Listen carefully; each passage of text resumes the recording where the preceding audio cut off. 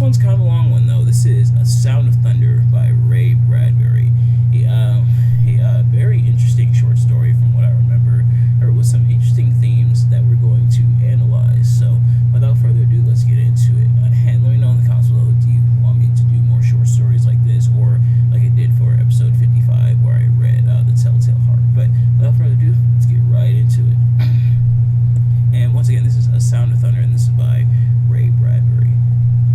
The sign on the wall seemed to quaver under a film of sliding warm water. And sorry, you may see me kind of touch my eyes a little bit. It's allergy season, and you might also see me sneeze for the same reason. It's allergy season during the summer. But all right, anyway, sorry. Let's begin. The sign on the wall seemed to quaver under a film of sliding warm water. Eccles felt his eyelids blinking over his stare, and the sign burned in this momentary darkness. Time Safari, Inc. Safaris to any year in the past. You name the animal, we take you there, you shoot it. Warm phlegm gathered in Eccles' throat. He swallowed and pushed it down. The muscles around his mouth formed a smile as he put his hand slowly out upon the air, and in that hand waved a check for $10,000 to the man behind the desk. Does this safari guarantee I come back alive? We guarantee nothing, said the official, except the dinosaurs. He turned. This is Mr. Travis, your safari guide in the past. He'll tell you what and where to shoot. If he says no shooting, no shooting. If you disobey instructions, there's a stiff penalty of another $10,000, plus possible government action on your return. Eccles glanced across the vast office at a mass and tangle, a snaking and humming of wires and steel boxes, at an aurora that flickered now orange, now silver, now blue. There was a sound like a gigantic bonfire burning all the time, all the years and all the parchment calendars, all the hours piled high and set aflame. A touch of the hand in this burning wood, on the instant, beautifully reversed itself. Eccles remembered the wording in the advertisements to the letter. Out of chars and ashes, out of dust and coals, like golden salamanders, the old years, the green years, might leap. Roses sweeten the air, white hair turn Irish black, wrinkles vanish, everything fly back to seed, flee death, rush down to their beginnings. Suns rise in western skies and set in glorious easts. Moons eat themselves opposite to the custom, all and everything cupping one in another like Chinese boxes, rabbits into hats, all and everything returning to the fresh death, the seed death, the green death, to the time before the beginning. A touch of a hand might do it, the merest touch of a hand. And unbelievable, Eccles breathed. The light of the machine on his thin face. A real time machine. He shook his head. Makes you think, if the election had gone badly yesterday, I might be here now running away from the results. Thank God Keith won. He'll make a fine president of the United States. Yes, said the man behind the desk. We're lucky. If Dutcher had gotten in, we'd have the worst kind of dictatorship. There's an anti-everything man for you. A militarist, antichrist, anti-human, anti-intellectual. People called us up, joking but not joking. Said if Dutcher became president, they would want to go live in 1492.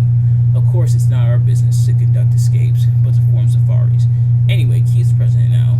All you gotta worry about is shooting my dinosaur. Eccles finished it for him. A Tyrannosaurus Rex, the tyrant lizard, the most incredible monster in history. Sign this release. Anything happens to you, we're not responsible. Those dinosaurs are hungry. Eccles flushed angrily. Trying to scare me. Frankly, yes.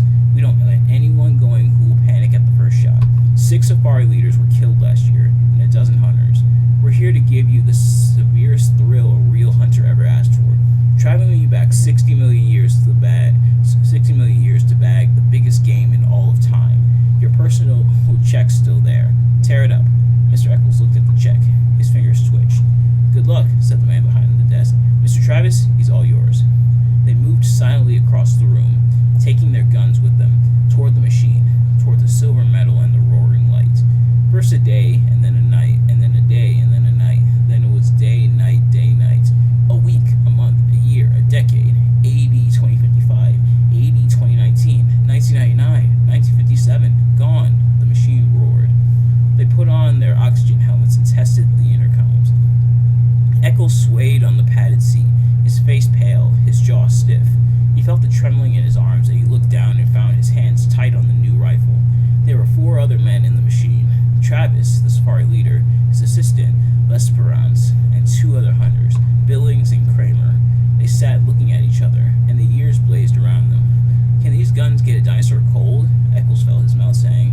"If you hit them right," said Travis on the helmet radio. "Some dinosaurs have 2 brains, one in the head, another far down the spinal column. We stay away from those. That's stretching luck. Put your first 2 shots in the eyes, if you can. Put your first 2 shots into the eyes, if you can. Blind them, and go back into the brain." The machine howled. There was time was a film run backward. Suns fled, and 10 million moons fled after them. "Think," said Eccles. "Every hunter that ever lived would envy us today. This makes Africa seem like Illinois." The machine slowed. Its scream fell to a murmur. The machine stopped. The sun stopped in the sky. The fog that had enveloped the machine blew away, and they were in an old time. A very old time indeed. 3 hunters and 2 safari heads with their blue metal guns across their knees. "Christ isn't born yet," said Travis. "Moses had not gone to the mountains to talk with God. The pyramids are still in the earth, waiting to be cut out and put up. Remember that. Alexander, Caesar, Napoleon, Hitler, none of them exists." The man nodded. "That," Mr. Travis pointed, "is the jungle of 60,002,055 years before President Keith." He indicated a metal path that struck off into green wilderness, over a streaming swamp, among giant ferns and palms. "And that," he said, "is the path, laid by Time Safari for your use. It floats 6 inches above the earth, doesn't touch so much as one grass blade, flower, or tree. It's an anti-gravity metal. Its purpose is to keep you from touching this world of the past in any way. Stay on the path. Don't go off it. I repeat, don't go off, for any reason. If you fall off, there's a penalty. And don't shoot any animal we don't okay." "Why?" asked Eccles. They sat in the ancient wilderness. Far birds' cries blew on a wind, and the smell of tar and an old salt sea, moist grasses, and flowers of the color of blood. "We don't want to change the future. We don't belong here in the past. The government doesn't like us here. We have to pay big graft to keep our franchise. A time machine is finicky business. Not knowing it, we might kill an important animal, a small bird, a roach, a flower even, thus destroying an important link in a growing species." "That's not clear," said Eccles. "All right," Travis continued. "Say we accidentally kill 1 mouse here. That means all the future families of this one particular mouse are destroyed, right?" "Right. And all the families of the families of the families that have that 1 mouse. With the stamp of your foot, you annihilate the first one, then a dozen, then 1,000, a million, a billion possible mice." "So they're dead," said Eccles. "So what?" "So what?" Travis snorted quietly. "Well, what about the fox that'll need those mice to survive? For want of 10 mice, a fox dies. For want of 10 foxes, a lion starves. For want of a lion, all manner of insects, vultures, infinite billions of life forms are thrown into chaos and destruction. Eventually, it all boils down to this. 59 million years later, a caveman, one of a dozen of the entire world, goes hunting wild boar or saber-toothed tiger for food. But you, friend, have stepped on all the tigers in that region by stepping on 1 single mouse. So the caveman starves. And the caveman, please note, is not just any expendable man, no. He is an entire future nation. From his loins will have sprung 10 sons, from their loins 100 sons, and thus onward to a civilization. Destroy this 1 man, and you destroy a race, a people, an entire history of life. It is comparable to slaying some of Adam's grandchildren. The stomp of your foot on 1 mouse could start an earthquake, the effects of which could shake our earth and destinies down through time, to their very foundations. With the death of that 1 caveman, a billion others yet unborn are throttled in the womb. Perhaps Rome never rises on its 7 hills. Perhaps Europe is forever a dark forest, and only Asia waxes healthy and teeming. Step on a mouse and you crush the pyramids. Step on a mouse and you leave your print, like a Grand Canyon across eternity. Queen Elizabeth might never be born.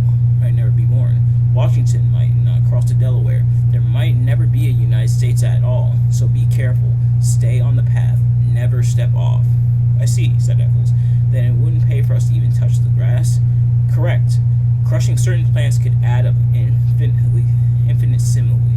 I don't know if I pronounced that word right, but infinitesimally. A little error here would multiply in 60 million years, all out of proportion. A our theory is wrong. Maybe time can't be changed by us. Or maybe it can be changed only in little subtle ways.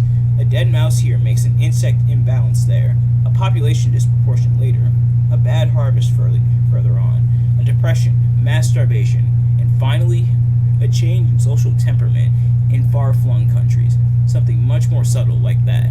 Perhaps only a soft breath, a whisper, a hair, pollen on the air. Such a slight change that unless you looked closely you wouldn't see it. Who knows? Who really can say he knows? We don't know. We're guessing. But until we do know for certain whether our messing around in time can make a big roar or a little rustle in history, we're being careful. This machine, this path, your clothing and bodies were sterilized, as you know, before the journey. We wear those oxygen helmets so we can't introduce our bacteria into an ancient atmosphere. How do we know which animals to shoot? They're marked with red paint, said Travis. Today, before our journey, we set Lesperance here back with the machine. He came to this particular era and followed certain animals. Studying them? Right, said Lesperance.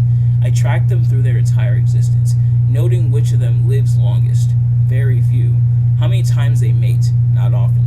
Life's short. When I find one that's going to die when a tree falls on him, or one that drowns in a tar pit, I note the exact hour, minute, and second. I shoot a paint bomb. It leaves a red patch on its side. We can't miss it. And then I correlate our arrival in the past so that we meet the monster not more than 2 minutes before he would have died anyway.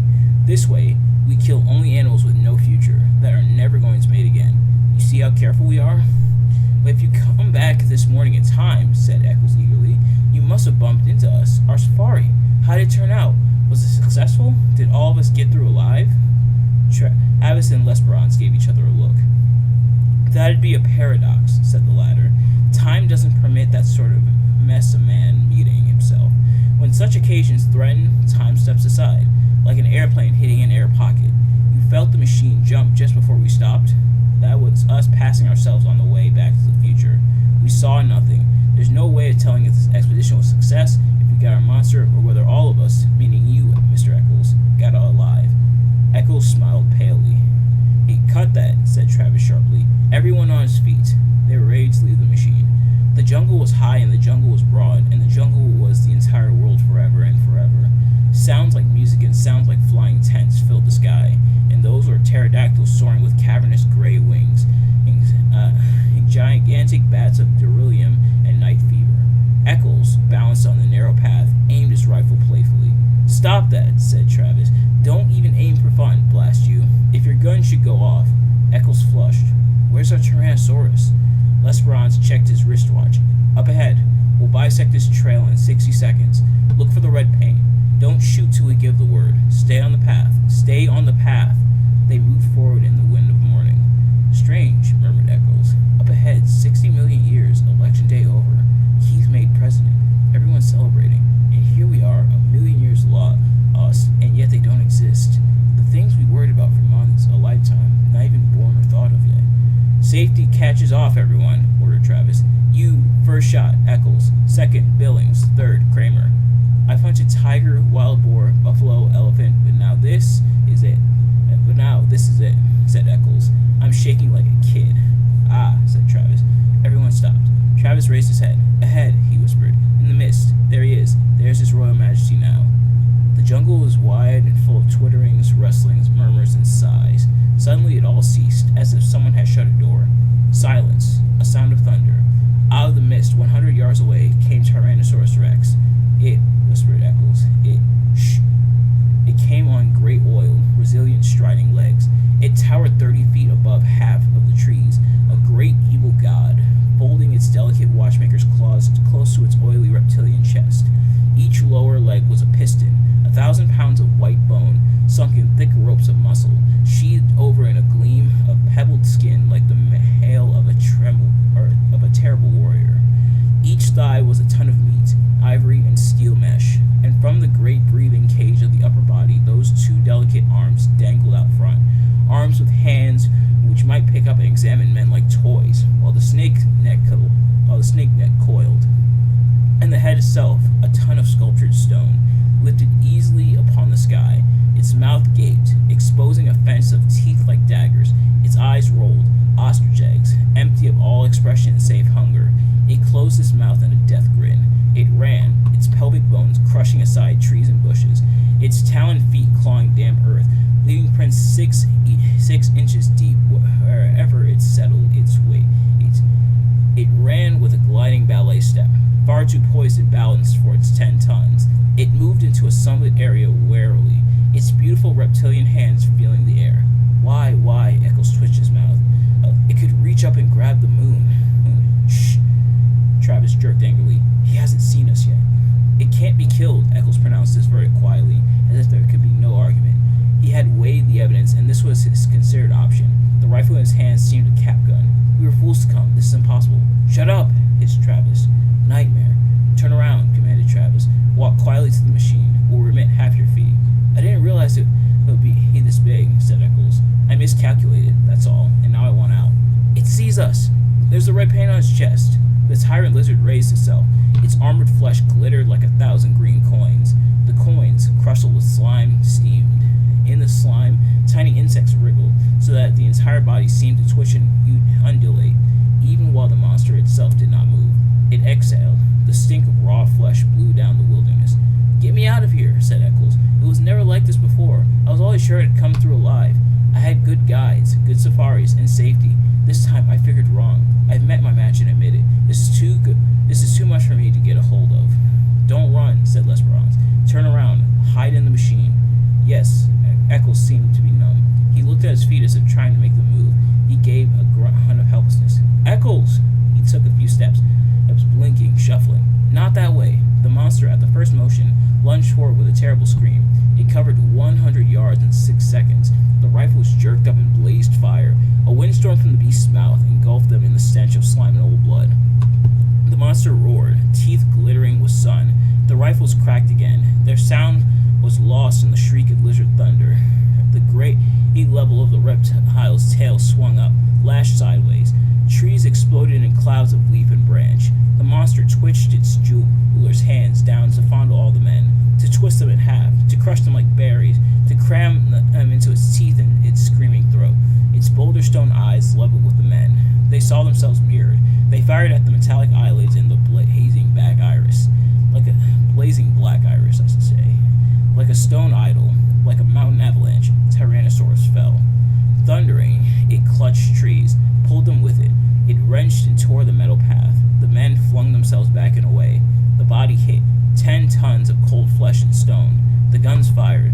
The monster lashed its armored tail, twitched its snake jaws, and lay still. A fount of blood spurted from its throat. Man, I cannot talk today, but a fount of blood spurted from its throat. Somewhere inside, a sack of fluids burst. Sickening gushes drenched the hunters. They stood, red and glistening. The thunder faded. The jungle was silent. After the avalanche, a green peace. After the nightmare, morning. Billings and Kramer sat on the pathway and threw up. Travis and Lesperance stood with smoking rifles, cursing steadily. In the time machine on his face, Eccles lay shivering. He had found his way back to the path, climbed into the machine. Travis came walking, glanced at Eccles, took cotton gauze from a metal box, and returned to the others who were sitting on the path. Clean up. They wiped the blood from their helmets. They began to curse too. The monster lay, a hill of solid flesh. Within, you could hear the sighs and murmurs as the furthest chambers of it died, the organs malfunctioning, liquids running a final instant from pocket to sac to spleen, everything shutting off, closing up forever. It was like standing by a wrecked locomotive or a steam shovel at quitting time. All valves being released or levered tight, bones cracked, the tonnage of its own flesh off balance, dead weight, snapped the delicate forearms, caught underneath, the meat settled, quivering. Another cracking sound. Overhead, a gigantic tree branch broke from its heavy mooring, fell. It crashed upon the dead beast with finality. There, Lesperance checked his watch, right on time. That's a giant tree that was scheduled to fall and kill this animal originally. He glanced at the two hunters. You want the trophy picture? What? You can't take a trophy back to the future. The body has to stay right here where it would have died originally, so the insects, birds, and bacteria can get at it, as they were intended to. Everything in balance. The body stays, but we can take a picture of you standing near it. The two men tried to think, but gave up, shaking their heads. They let themselves be led along the metal path. They sank wearily into the machine cushions. They gazed back at the ruined monster. monster, a stagnating mound, where already strange reptilian birds and golden insects were busy at the steaming armor. A sound on the floor of the time machine stiffened them. Eccles sat there, shivering. "I'm sorry," he said at last. "Get up," cried Travis. Eccles got up. Go out on the path alone. Go out on the path alone," said Travis. He had his rifle pointed. "You're not coming back in the machine. We're leaving you here." Lesperon seized Travis' arm. "Wait, stay out of this." Travis shook his hand away. "This fool nearly killed us. Though it isn't that so much, no. It's his shoes. Look at them. He ran off the path. That ruins us. We'll forfeit thousands of dollars of insurance. We guarantee no one leaves the path. He left it. Oh, the fool. I'll have to report to the government. They might revoke our license to travel. Who knows what he's done to time, to history?" "Take it easy. All he did was kick up some dirt." "How do we know?" cried Travis.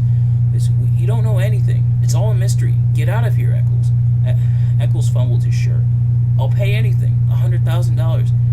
Travis glared at Eccles' checkbook and spat. "Go out there. The monster's next to the path. Stick your arms up to your elbows in his mouth. Then you can come back with us."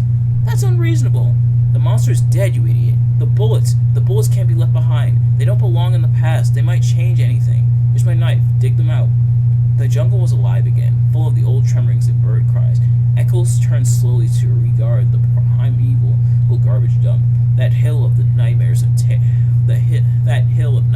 terror. After a long time, like a sleepwalker, he shuffled along the path. He returned, shuddering. 5 minutes later, his arms soaked and red to the elbows. He held out his hands. Each held a number of steel bullets. Then he fell. He lay where he fell, not moving. "You didn't have to make him do that," said Lesperance. "Didn't I? It's too early to tell." Travis nudged the still body. "He'll live. Next time we won't go hunting game like this." "Okay." He jerked his thumb wearily at Lesperance. "Switch on. Let's go home." 1492, 1776, 1812. They cleaned their hands and faces. They changed their caking shirts and pants. Eccles was up and around again, not speaking. Travis glared at him for a full 10 minutes. "Don't look at me," cried Eccles. "I haven't done anything." "Who can tell? Just ran off the path, that's all. A little mud on my shoes. What do you want me to do? Get down and pray? We might need it. I'm warning you, Eccles. I might kill you yet. I've got my gun ready." "I'm innocent. I've done nothing." 1999, 2000, 2055, or 2055, either or. The machine stopped. "Get out," said Travis. The room was there as they had left it, but not the same as they had left it. The same man sat behind the same desk, but the same man did not quite sit behind the same desk. Travis looked around swiftly. "Everything okay here?" he snapped. "Fine. Welcome home." Travis did not relax. He seemed to be looking through the one high window. "Okay, Eccles, get out. Don't ever come back." Eccles could not move. "You heard me," said Travis. "What are you staring at?" Eccles stood smelling of the air, and there was a thing to the air, a chemical taint so subtle, so slight, that only a faint cry of his subliminal senses warned him it was there. The colors, white, gray, blue, orange, in the wall, in the furniture, in the sky beyond the window, and there was a feel. His flesh twitched, his hands twitched. He stood drinking the oddness with the pores of his body. Somewhere, someone must have been screaming one of those whistles that only a dog can hear. His body screamed silence in return. Beyond this room, beyond this wall, beyond this man who was not quite the same man seated at this desk that was not quite the same desk, lay an entire world of streets and people. What sort of world it was now, there was no telling. He could feel them moving there, beyond the walls, almost like so many chess pieces blown into a dry wind. But the immediate thing was the sign painted on the office wall, the same sign he had read earlier today on the first entering. Somehow, the sign had changed. Time Safari Inc. Safaris to any year in the past. You name the animal, we take you there. You shoot it. So, the difference between that and the original sign is that this one is all misspelled and everything. And I might actually switch over to show you guys. Yeah, so you can see right here how it's spelled differently this time around versus how it was spelled up here. So this is how it was spelled up here when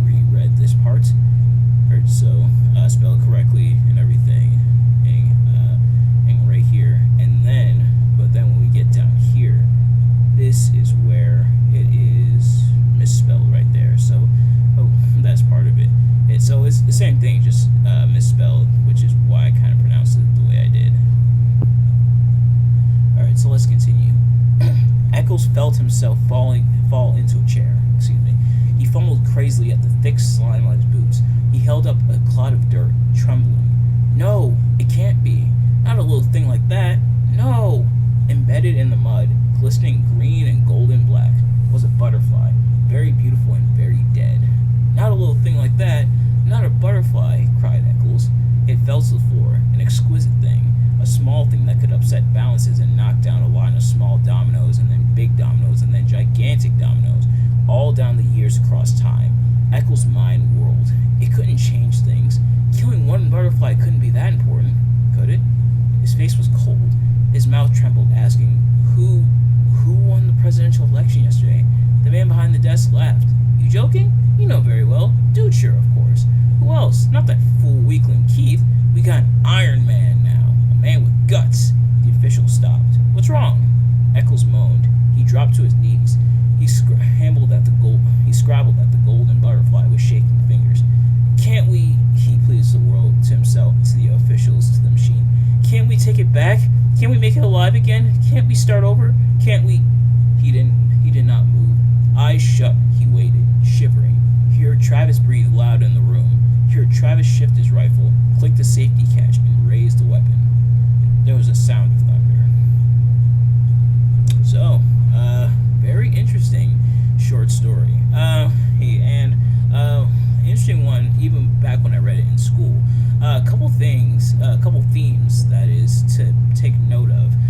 For starters, is the big one, time travel. Time travel has been something that's been talked about and put into like pop culture and stuff, like books or like movies or TV shows for ages, because it's such a cool and interesting concept, and being able to go forward or backward in time. So there's that, but also playing with what's called the butterfly effect, which is pretty much stating things like a butterfly's wings flapping changes the course of time to where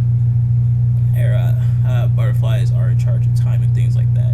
And kind of paraphrasing the whole butterfly effect there, but seeing them play with the butterfly effect here, or seeing Ray Bradbury play with the butterfly effect here, although more in like a literal sense in this story, because it was the butterfly that Eccles killed that caused all this. But then also let's look at Eccles himself, of him kind of being annoying in this movie. Him being like the main protagonist, the main character, but he's a protagonist that you really can't stand, not just because he messes up the flow of time here, but also because of how whiny he is. Like him cowering at the T-Rex. Like it's a T-Rex. It's a big animal. Hell, it's a reptile. You know what T-Rexes look like? Hey, obviously we don't know what T-Rex. Well, we kind of know what T-Rex looks like in person because of the fossils and everything that were dug up. But seeing a T-Rex in person, seeing an animal that size in person, yeah, it would be scary. But it's what you signed up for, or you were supposed to know what you signed up for. If I'm supposed to be hunting a big animal, I'm expecting to be hunting a big animal. But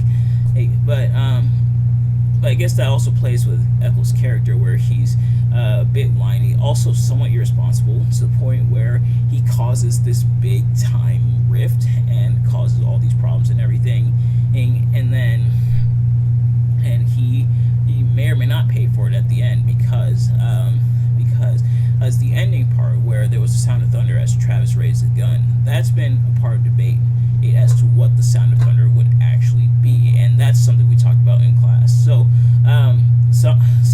the sound of thunder, I think, mainly boiled down to two things. Some theorized that, and I think it was the intended. This might have been the intended. What was supposed to be the intended sound of thunder, which is Travis shooting Eccles, which Travis did warn him what he would do if he messed up time like that. So Travis shooting Eccles, but it also could be a dinosaur. Sorry, light went out there for a second. But as we saw earlier in the story, when there was a sound of thunder, it was the T-Rex roaring. So that could also be seen as the sound of thunder, or that potentially being the sound of thunder, or so it kind of helps give some credibility to that whole